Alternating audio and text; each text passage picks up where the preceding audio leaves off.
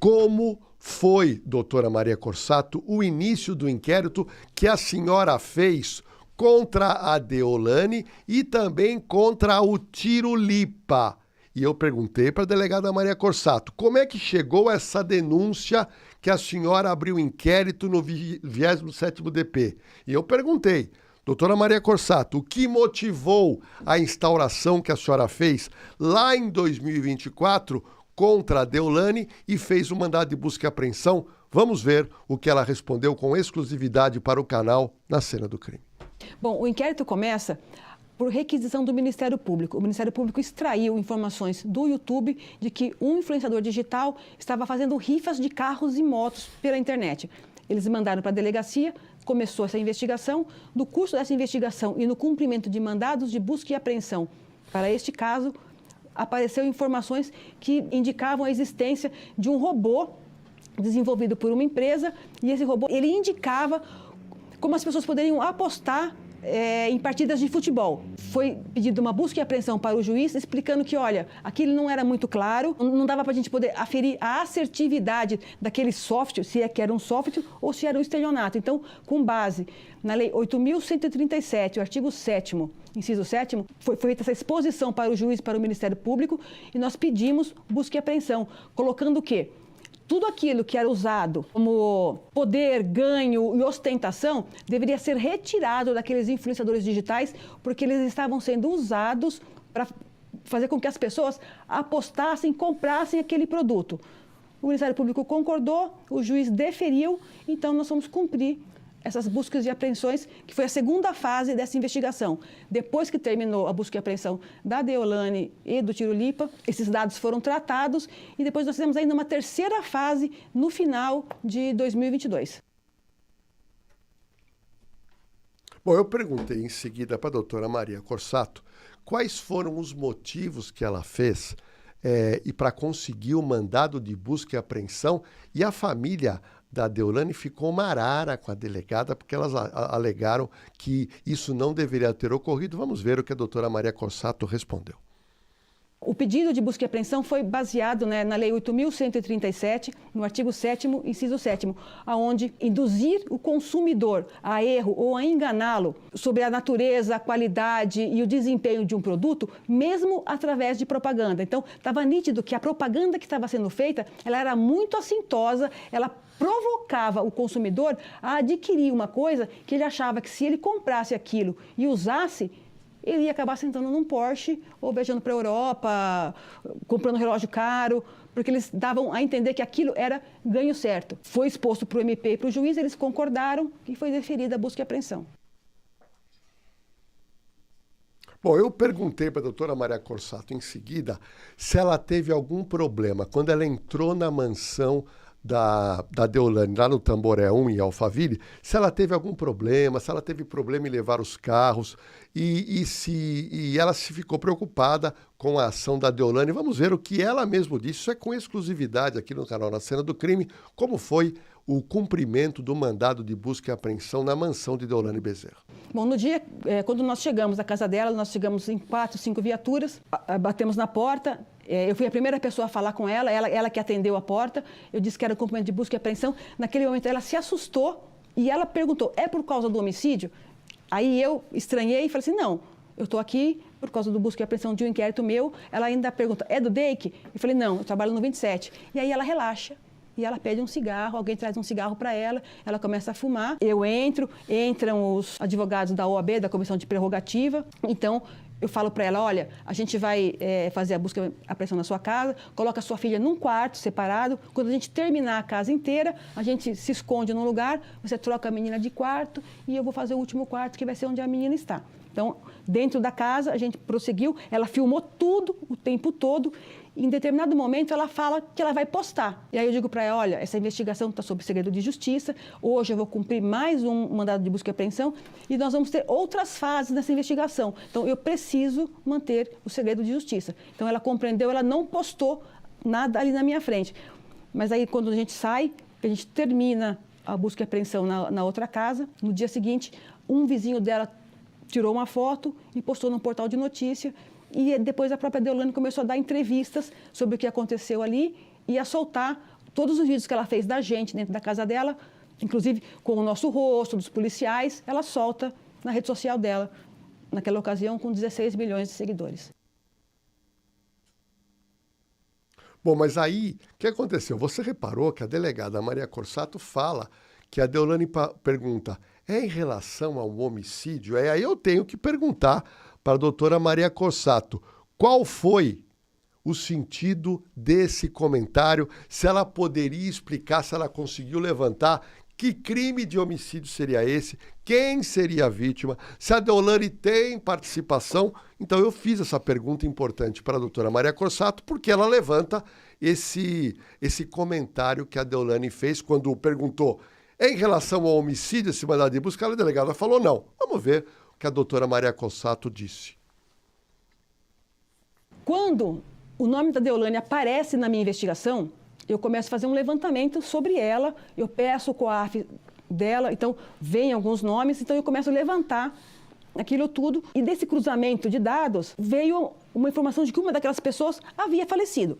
Havia sido vítima de homicídio em dezembro de 2021 e que estava sendo investigado pelo DHPP. Como a gente sabe que a Deolane advogou muito, né, para faccionados, quando a gente chega na casa dela, eu acho que ela entendeu que, de repente, aquela investigação daquele homicídio pudesse ter batido nela. Se ela tem alguma coisa a ver, eu não estava investigando aquele homicídio, não tenho condições de dizer. Mas eu sei que ela ficou preocupada quando a gente chegou na casa dela, 7 meses depois desse homicídio. Mas olha o que aconteceu.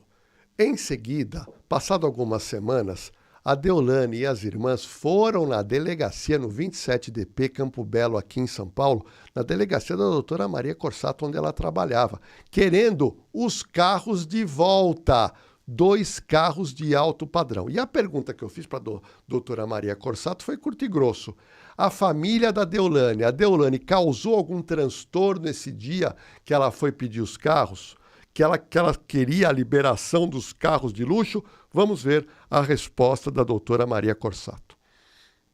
No dia 25 de julho de 2022, na parte da tarde, foram até a delegacia a Deolane, a Adélia e o Rogério, que são os 2 últimos, são advogados dela. E os advogados ficaram a tarde inteira insistindo para eu entregar os carros. Mas eu falei para eles, vocês também pediram para o juiz, então eu não posso mais nem me manifestar. E o juiz, ele instaurou um incidente de restituição de coisas apreendidas. Então agora é só com ele. Eu preciso esperar que ele me pergunte o que eu vou querer fazer com isso tudo e ele que vai decidir. Elas diziam, não, isso não é verdade, nós não pedimos nada para o juiz. Só que estava no site do Tribunal de Justiça o registro do incidente de restituição de coisas apreendidas.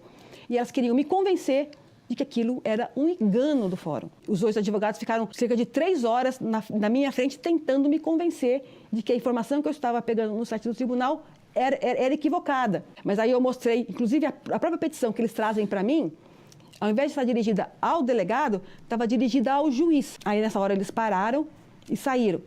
E aí a hora que a Deolane entra na sala, fala que o meu serviço era uma palhaçada, ela bate na porta, ela fala que ela vai para a corregedoria, e aí ela fala, olha, tá vendo isso aqui? Ela pega o celular e começa a mostrar o nome de vários policiais e apontar as conversas que ela estava tendo com eles, né? Ali, num claro intento de me intimidar.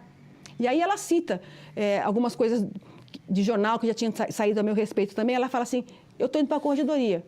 Eu abaixo a cabeça, continuo o meu serviço, ela sai e aí ela começa a fazer uma live na porta da delegacia. Naquele dia, ela tinha 16 milhões de seguidores. No mesmo tempo que ela está fazendo aquela live, começam a tentar invadir a minha rede social, que tinha 200 pessoas naquela ocasião. Era uma rede privada, pequena, e ali tinha fotos do meu pai falecido, da minha mãe falecida, do meu irmão falecido, da minha madrinha, da minha avó falecida, de viagens com meu sobrinho, aniversários de família. E eu quase perdi essa conta naquela noite. Então eu abro uma segunda conta para evitar que os haters atacassem a minha conta privada, então eles foram atacar a conta aberta, que é essa conta que eu tenho hoje, com cerca de 300 mil seguidores. Quando a Deolane chega à corregedoria da Polícia Civil, a Adélia manda uma mensagem no WhatsApp do meu escrivão, perguntando para ele se eu estava vendo os stories da Deolane e o que eu estava achando. Aí o meu escrivão me perguntou, doutora, o que eu respondo? Fala que eu vi sim e que para mim não faz diferença.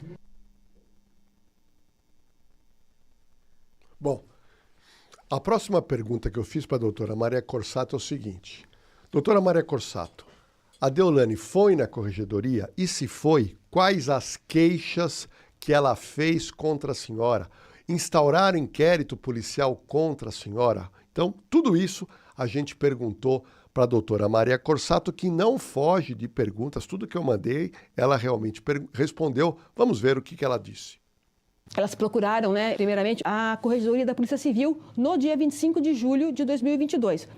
Na corregedoria estava a Deolane, o advogado Rogério e a Adélia Soares. E eles dizem que eu estava perseguindo a Deolane, porque a Deolane tinha anunciado o apoio político dela ao Luiz Inácio Lula da Silva e eu era declaradamente não petista. Então, eu estava perseguindo por ela ser petista e eu não. E ela coloca isso no boletim de ocorrência. E o segundo motivo, que foi o motivo que ensejou a tipificação da minha conduta como crime de abuso de autoridade, ela diz que eu não estava dando acesso aos autos da investigação a ela. Só que eu não dei acesso porque os autos estavam em segredo de justiça. Então, ela faz um boletim de ocorrência colocando uma informação falsa ali. Ela engana o delegado da corregedoria. Se o delegado da corregedoria tivesse entrado no site do tribunal e colocado o número do processo, ele teria visto que tanto o inquérito como a busca e apreensão estavam em segredo de justiça e que eu não poderia dar acesso a ela. E provavelmente, então, ele não teria tipificado a minha conduta como criminosa. Bom, vamos lá. Você veja o problema que aconteceu com a doutora Maria Corsato. Instauraram inquérito à corregedoria para apurar crime de abuso de autoridade, isso em 2022. E aí eu perguntei para a doutora Maria Corsato. Doutora Maria, qual foi o resultado dessa apuração? A senhora foi condenada? A senhora foi absolvida?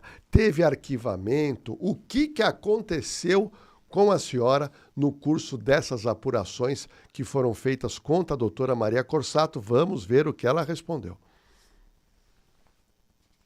Ela registra esse boletim de ocorrência dia 25 de julho de 2022. Antes do mês de julho terminar, já está instaurada uma apuração preliminar contra mim e essa apuração preliminar ela dura até o dia seguinte da prisão da Deolane em Pernambuco, que foi 2 anos depois, que foi 2024, foi outubro de 2024.